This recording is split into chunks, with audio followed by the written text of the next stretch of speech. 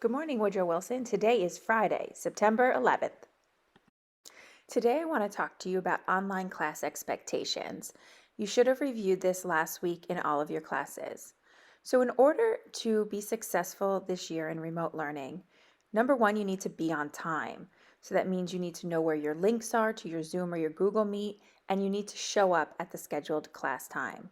Find a good workspace. We talked about this yesterday. Find a quiet space in your home. Headphones will help you and keep you focused. Be prepared.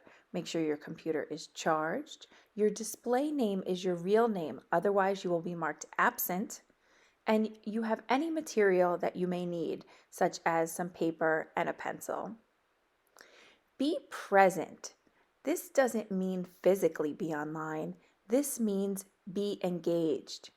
How is the teacher going to know that you're paying attention and that you're following the lesson if your camera is off?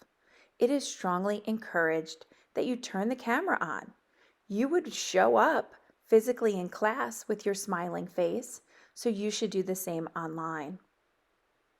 Mute yourself when necessary so that we don't hear background noise, especially when others are talking. Be engaged.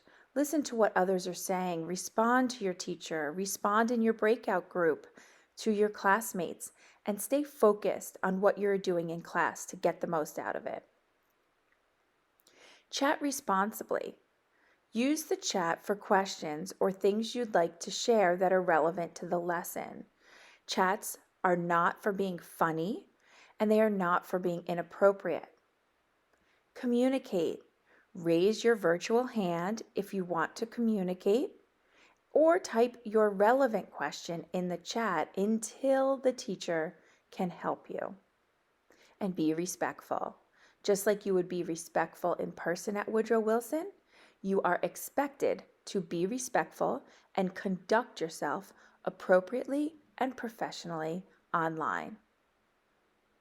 Hopefully you can follow these tips and you will have a great, successful remote year.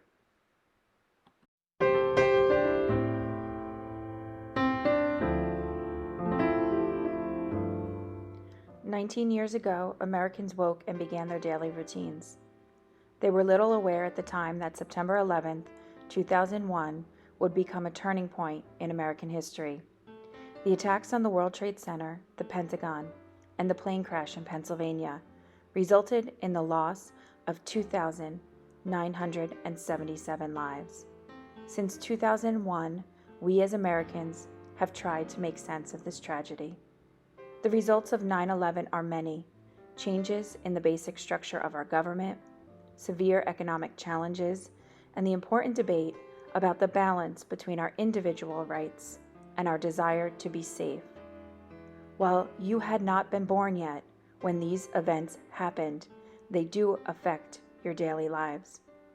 So this weekend, as our country recalls this tragedy, ask those who you are close to the true meaning of these events and how the world changed for them.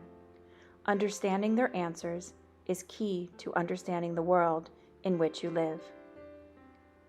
Today, we remember September 11th, 2001. For more information and resources, visit 911memorial.org.